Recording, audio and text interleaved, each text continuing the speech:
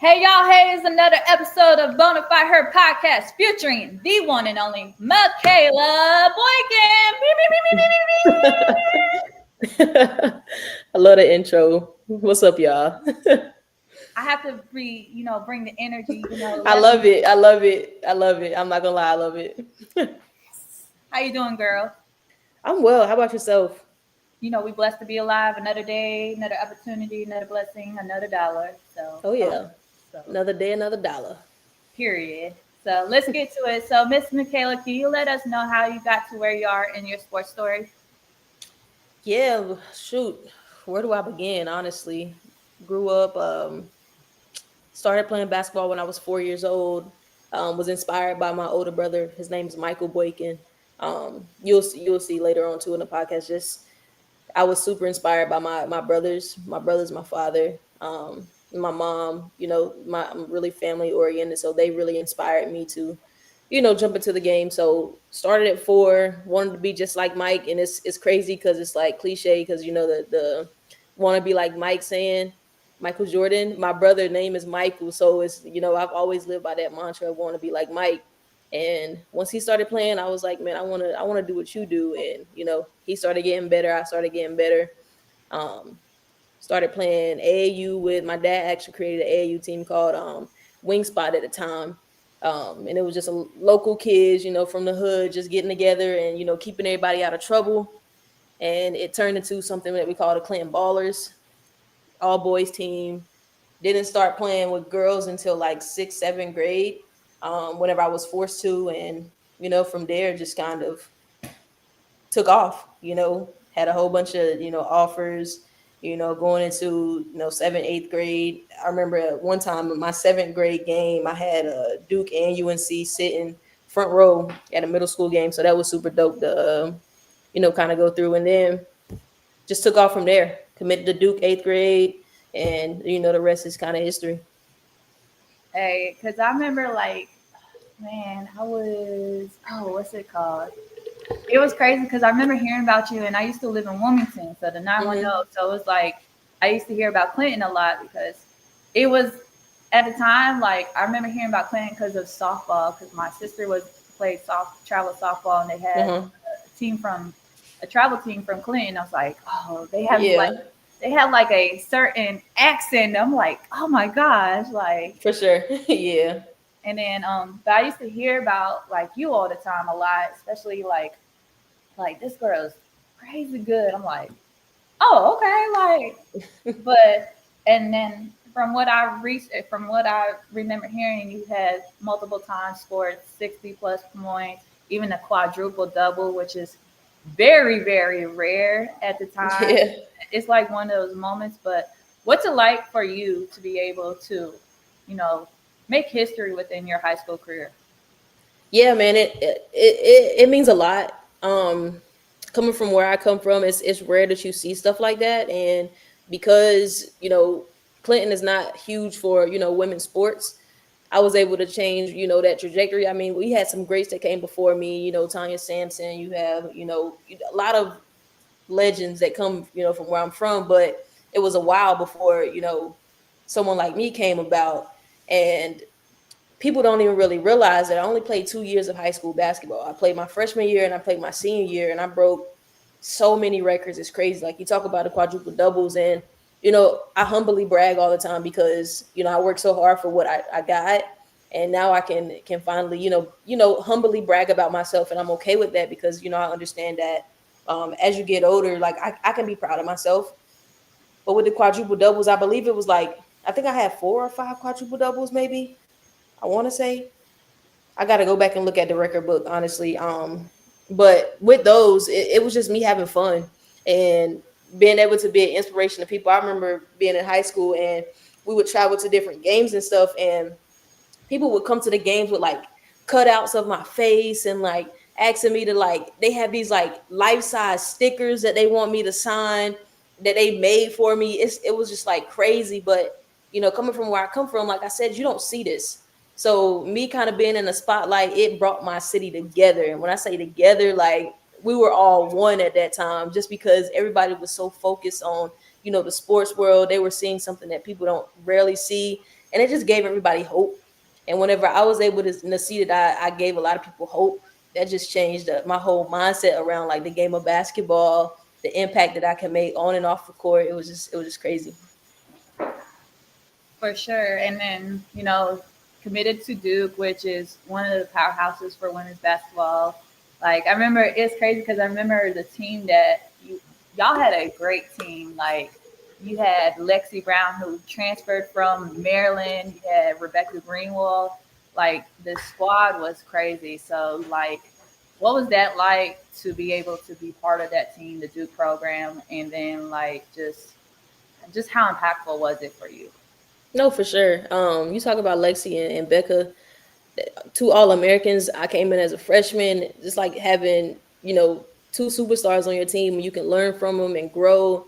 And a lot of people don't really know, but Lexi, that's gonna be my dog for life. Like Lexi is like a big sister of mine who I'll always have in my corner, and I'm always in her corner too.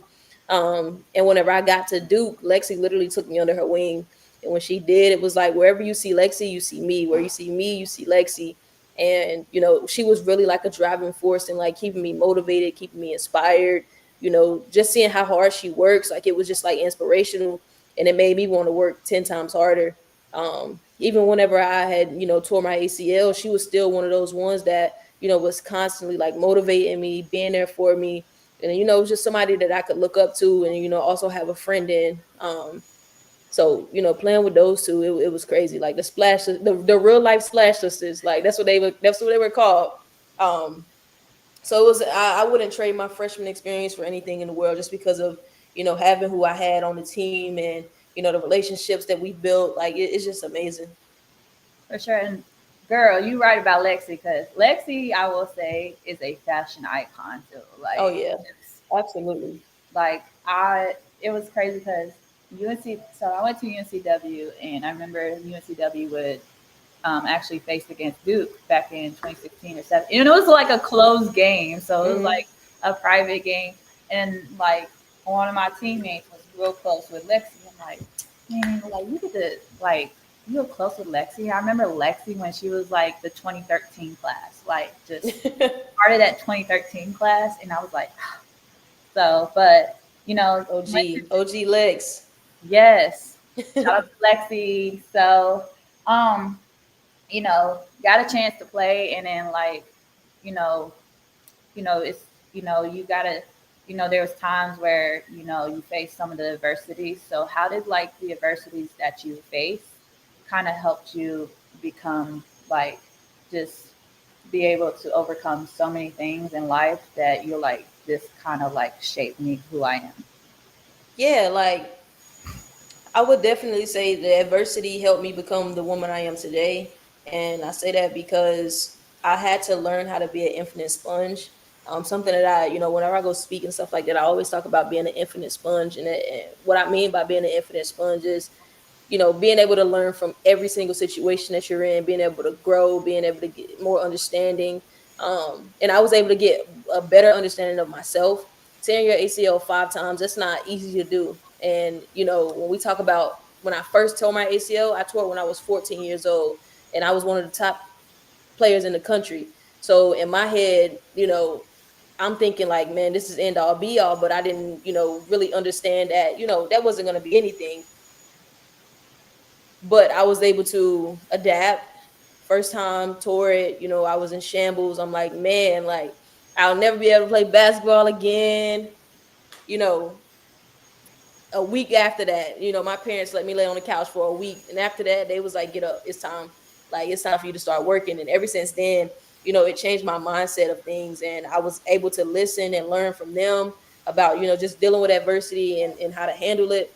Then whenever I got to Duke, um, when I got to Duke, I was on my third ACL tear, and it was hard for me. Right, freshman year, I'm having a phenomenal season at the beginning, and then you tear ACL, but this time I'm away from mom and dad and brothers. Like I'm away from them, so how can I deal with this without them being there? And it was tough. It was mentally tough for me, and I will say that it took me through a mental roller coaster, but I was able to change my mindset. And whenever I changed my mindset, it helped me understand that it's more than life than basketball, right? The ball's gonna stop bouncing one day, and I was able to really figure it out and start dibbling and dabbling in different things. Meeting new people who weren't even really involved in the sports world, right? Because I'm all about connections, who you know, what you know, and I was able to learn more things. Learn about different cultures, learn about uh,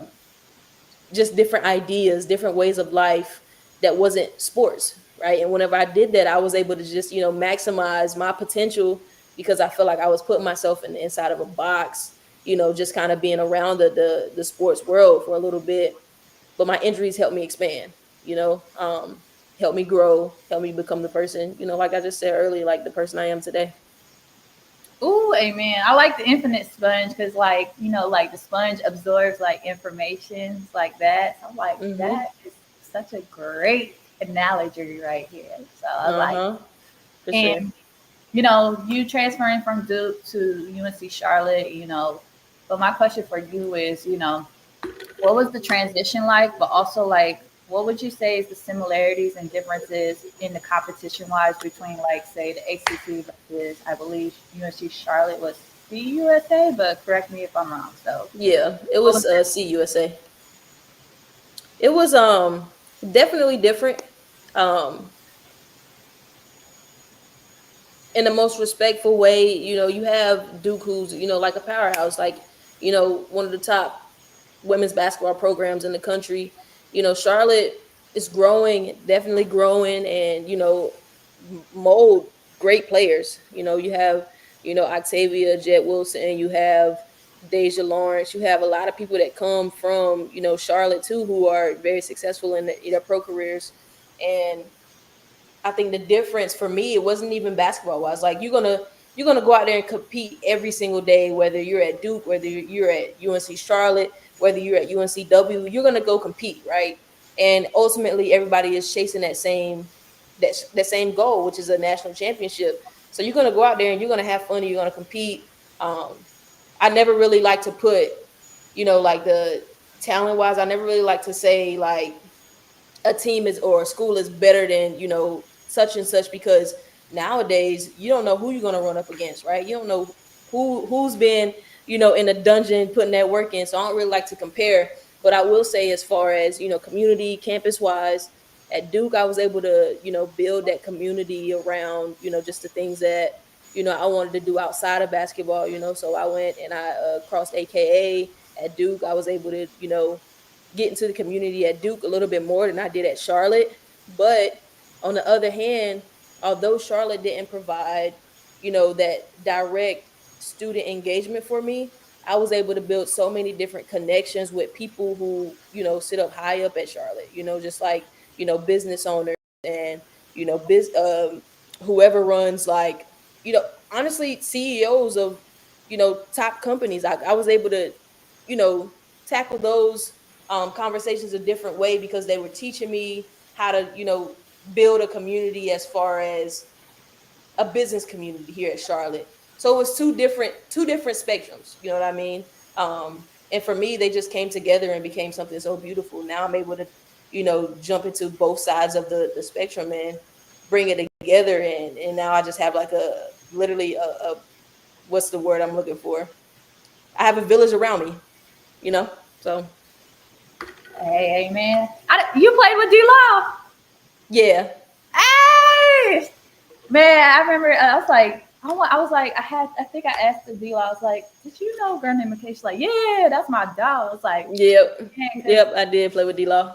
yeah, and like it's crazy because I had worked with her at the pro, and then she came back at the pro and to play and like won a championship, and I'm like, dang, like, it was crazy because she was killing it, Charlotte, and then like transferred to Kentucky and just like went crazy. Yep.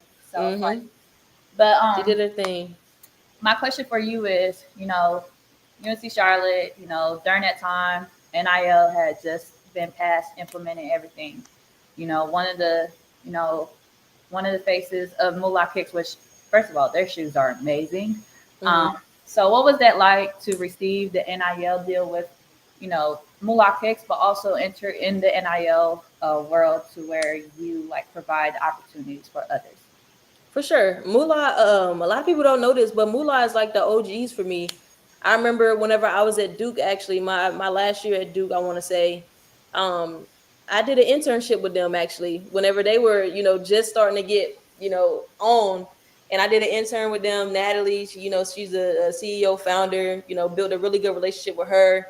And then I just kind of kept that relationship all the way to Charlotte. And actually, I signed my first NIL deal with Bojangles.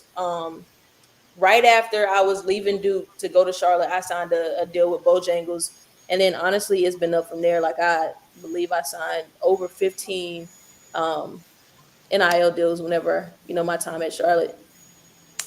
For sure. Bojangles? Like, gotta want to have a Bojangles? Bojangles. I did a couple things with Bojangles actually.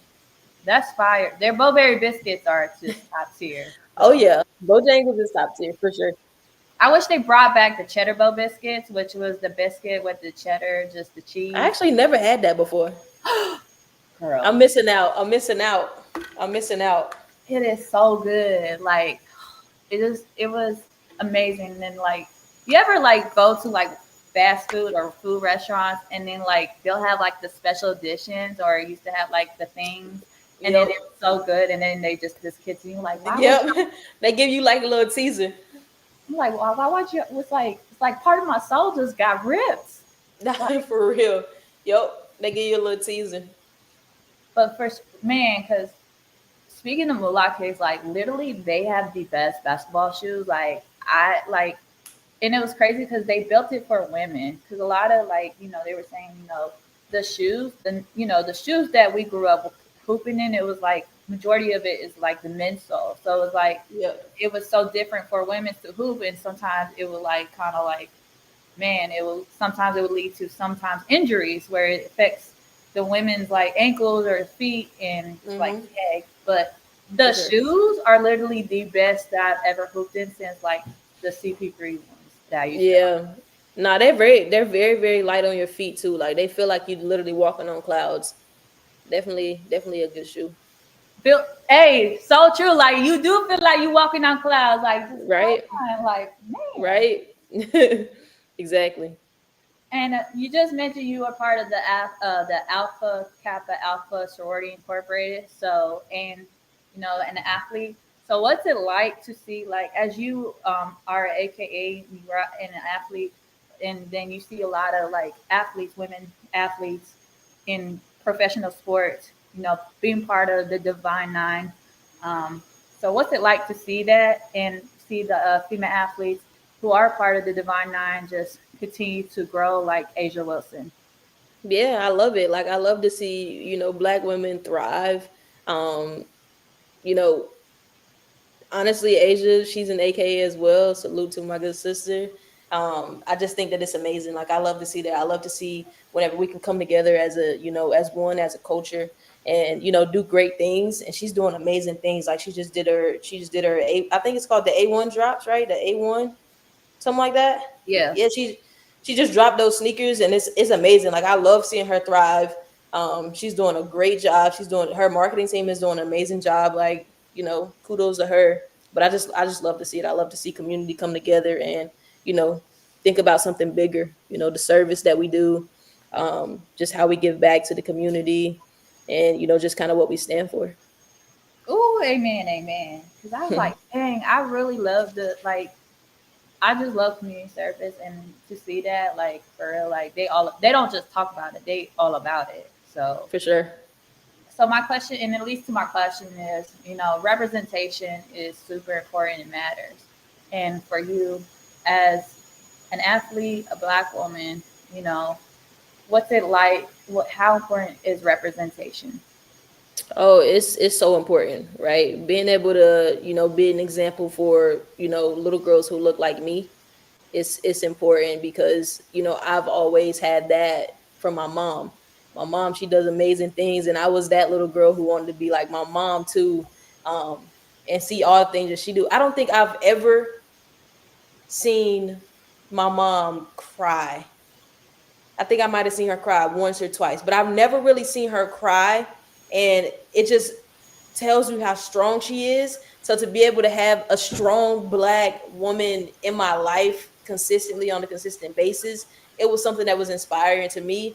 And my mom always instilled in me that whatever I desire to do in life, I can do it. No matter what anyone tells me, like I'm gonna be able to do it if I put my mind to it. I got the support system behind me now. I just gotta go do it. And I'm able to now be that for other people. Like whenever I have a goal or a dream in mind, I literally do not stop until I reach that goal. And once I reach that goal, I set another one and get even higher, because I know that it's a lot of young women looking at me like, man, I want to be like Mikayla when I grow up, you know? So just knowing that I inspire so many people, like my Instagram right now is taking off because I do a lot of inspirational things up there. And the amount of DMs that I get of please don't stop what you're doing, like you inspire me daily, that's what motivates me, right? Being able to represent for the ones who look like me, who's coming after me, represent for the ones who came before me. It's just a tradition. You know what I mean? Like I'm trying to set that standard and be someone. Be someone that someone can look up to. Ooh, amen to that. I do see it's crazy because I was like, I had seen your Instagram before, like, and I'm like, and it would pop up on my like the For You page and the what's the other one, like the Explore page, where Yeah. like, and Mhm. I'm like, I remember you were like, send this to this, and I'm like, oh, I was like, I've never seen her, and then next thing I know, I'm like, Kayla found me, follow me. I was like, how she find me? I was like, wait a minute, what's going on? Like, Come on now. I'm like, what did I do? I was like, how she find me? I was like, I Come was just. on. So my question for you is, what's it like? North Carolina is the hoop state. Hello, let's just clear this up Absolutely. Absolutely the hoop state. because they be trying to say the DMV and California are the hoop state. I'm like, Can't stand a chance. no. So my question for you is, what does it mean to you to be able to be part of the hoop state history? Man, it's a dream come true. Like I go on Facebook sometimes and I literally see people arguing, tagging me and stuff, saying, who's the best girl that came through North Carolina. And honestly, I don't care about the outcome, but the fact that I'm in those conversations, that means the most to me. Like that people, see the work that I put in and see, all the things that I've done, like seeing it come to light. That's what really matters to me. That people, believed in me at a point in time, and they believed in my game. And that's what brings me the most joy right there. Not even, I don't care who you think is the best player in North Carolina, but the fact that I'm in those conversations, that tells you a lot right there. I just want to give you your flowers first and foremost because I'm a girl's girl. So let's get that out the way. Girls is when you uplift people and like not hate because we already like it's already like so easy to hate on someone, but people feel like it's so much. I'm like it costs nothing to be kind and to spread love first of all. Absolutely. And Absolutely. I just wanted to give you your flowers because, A, like I said, I had watched you, remember hearing about you since I was in Wilmington and like you were in high school. And I'm like, dang, like, who is this girl? And next thing I know, she committed to Duke. And I'm like, this girl is on fire. Like, just seeing your journey too, like, being able to utilize the platform you have, and just doing something so much, showing that you are more than an athlete. You just wanted to continue to be, provide inspiration to so many people. I just wanted to give you flowers and just, always remember to be proud of yourself because, you gotta be proud of yourself and support yourself first. But be proud of yourself, especially like you are a blessing to so many people, and I wanted to give you your flowers for real. Man, I really like I really, really, really appreciate that. Like you don't know how much that means. And I appreciate you for, constantly showing love to me. Even since way back when. Thank you for always, being there and, supporting my game and believing in my game, and just the impact that I've made. Like that really, really, really means a lot to me, and I appreciate that for sure. I may have to cry later on, too. I'm like, I don't want to Come be. on. I was like, I don't want to get sensitive and be emotional right now, but like, Go ahead. Go ahead. It's all right to cry. like it's already like it's like I don't want to cry. I can't stand crying, but it's like you ain't get all the emotions just be flowing. It's like I didn't. It's like I didn't ask for this. It just happened. happened. It just So happened. Nah, I feel that. I feel that. so my question for you is, I always say that athletes are human first. And Yep. I think a lot of people forget that, athletes have the hardest jobs. Imagining having to like juggle like college and then your sport and then everything. So my question leads to my question is, how important is mental health? Man, mental health is everything. Like mental health is everything, and I'll go ahead and tell you, I was one who battled depression. I battled, the lows, the lowest of the lows, honestly. Because like I said, going through 5 surgeries is not easy. Like I shut so many people out of my life whenever, that wasn't even my intentions. It was just I didn't know how to deal with it, and it wasn't until I got a therapist, which having a therapist is okay. Like a lot of people need to understand and hear that it's okay to have a therapist. But once I got a therapist and I was able to talk through it, it helped me so much because I was at such a low point in my life. Just because you have someone who's ranked top in their class, I'm getting a lot of like recognition from fans. I'm doing a lot of amazing things, and then all of a sudden something that you love so much that you do on a daily basis is stripped away from you, right? Stripped away from you. You're forced to sit in a room with 4 walls and nobody to talk to for real. It's like how do you deal with that on your own? And I'm at the time I'm at Duke. I'm what, 19, 20, something like that. How can you tell a 19, 20 year old how to deal with their emotions whenever I'm alone? Like I feel alone, like, yeah, I have all these people around me, but why do I still feel alone? And it's like, how do I navigate this? And that's a part of like the identity crisis that I was kind of going through too, which is why it helped me jump out into like a new world of trying to figure out me and who I am. But I will say that having that therapist, like go back to it, having that therapist to be able to talk through things, it really, really, really helped me. And I advise everybody to be in tune with your mental health, because it is a scary thing. And sometimes you feel alone, and it's okay to feel alone, but it's okay to go ask for help too, right? I was scared to go ask for help because you come from where I'm from. The help that you get is mom, dad, brothers, like, and it's always that notion of you don't need to go seek out from nobody else to get help. You got us, but sometimes it's necessary to go seek out help from other people. And I just tell anybody, like, stay in tune with your mental health, and don't take it lightly, because it's super, super important. And it's okay to go get help. Period. Because it's like, just like you said, you just get it kind of like a different aspect from somebody that may be big Hmm. on that aspect. So it's like, dang, I didn't even realize that. Like, you And it's know, like no filter. Like you can have open conversation with people, with a therapist or somebody, open dialect, and no judgment. They don't really need to know anything about your past. You just talk to them. That went a long way for me, a long way. Like I was sitting in that room, and this is when I started rapping too. I was sitting in that room, and I was just like, man, like, this is not a good feeling. Like I don't know what is happening with my life. I don't know where I am right now. I'm so disassociated. Like, I need to snap back and I need to figure it out quick, or this is not going to be a great thing for me. You know what I mean?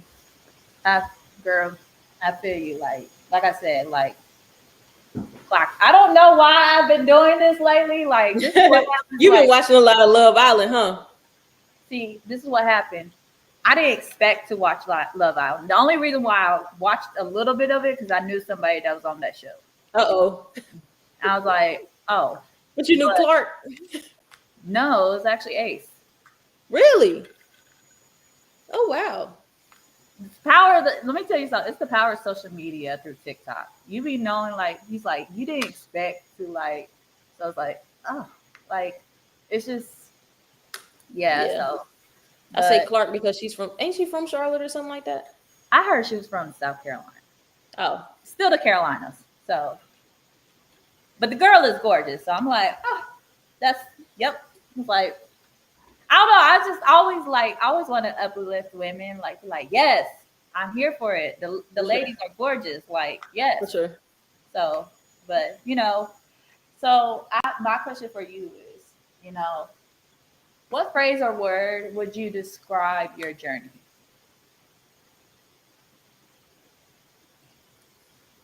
Resilience.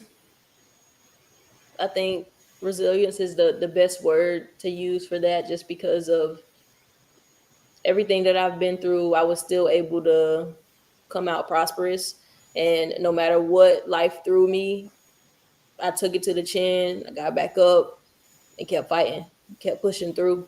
And if that don't speak to resilience, I don't know what speaks to resilience. You know what I mean? Like, you don't go through the things that I went through, and a lot of people will fold, immediately fold. But to go through 5 ACL tears, still ball out at Duke University, come to Charlotte, ball out again there, ended up ending my, career, choosing to medically retire, and then now I'm just super successful. Like that's just being resilient. Woo! See, I like that word resilient. And then prosperity, I'm like, oh, I ain't heard that word in a long time. So Mm-hmm. like Yeah. live long and prosper. So hello. Oh, for sure. For sure. So I always ask my guests this question because Bonafide means authentic and unique. So what makes what see, this is my little blooper. So what makes Miss Mikayla Boykin Bonafide and what makes your story stand out? Man, I'm just that girl. Now I'm playing. No, no, no. You can say that. You are just that girl. Yes, I'm just confidently. that girl. Nah. I think that I'm just a super genuine person, super genuine at anything and everything that I do, and I always look out for other people before I even look out for myself, and that just shows you my character. And I always want to see people smile. I always want to see people happy, and I think that just tells and talks to you about my journey. Like, no matter what I went through in my life, I still came out with a smile. And you will. It's rare that you don't see me smile. Right? I'm gonna always be smiling no matter what. Just because I've taught myself how to stay positive through the midst of adversity, and that's just been me. That's just my journey. That's just who I authentically am, and that's who I authentically want to be. Nobody can ever dim my light, tilt my crown, because I'm always gonna make sure it's polished. You know what I mean? Ooh, you speaking to the choir. Yes. Won't he do it? Yes, he Oh will. yeah. Oh yeah. Like, bless it. Bless it, bless it. Because Oh yeah. that was like top tier answer right there. Like chef's kiss. Pow. I appreciate it. She's So her. she is her. You She's better her. you like, because I'm her. And I'm like, yes, please say that. Like, please, yes, you are her. Let them Come know on. you are her. Come on, come on. That's funny. So can you let the viewers know how where they can find you and support you, and as well as upcoming events happening for you? For sure. You can find me on Instagram at Mikayla underscore Niel. That's Mikayla underscore NIYEL. TikTok, same thing, except add a 12 at the end. Other than that, I just be vibing. I go and speak across the country sometimes, work with colleges, across the country as well. So you'll find me somewhere if I'm not everywhere. You know what I mean? So I know that's right. Y'all be sure to follow the queen herself, Miss Mikayla, just like she said. Be sure to follow her. And be sure to check out the live replay of Bonafide Her podcast, episode 159, featuring Miss Mikayla Boykin. oh Thank you yeah, guys. congrats on 159. That's dope too. 159 episodes give you your own flowers, because that's super dope. Congratulations to you. Yeah, I'm gonna cry later on. Come on. My goal is to aim to 200 episodes before the year ends, You got it. just like I reach 100 episodes before the year ends. So You got it. I'm praying for that. So You got it. You got it. thank you. I'm doing my best. Though. I'm doing it. Thank you guys for tuning in to Bonafide Her Podcast, episode 159. Like I said, be sure to check out the live replay after this. Thank you guys for tuning in. Peace.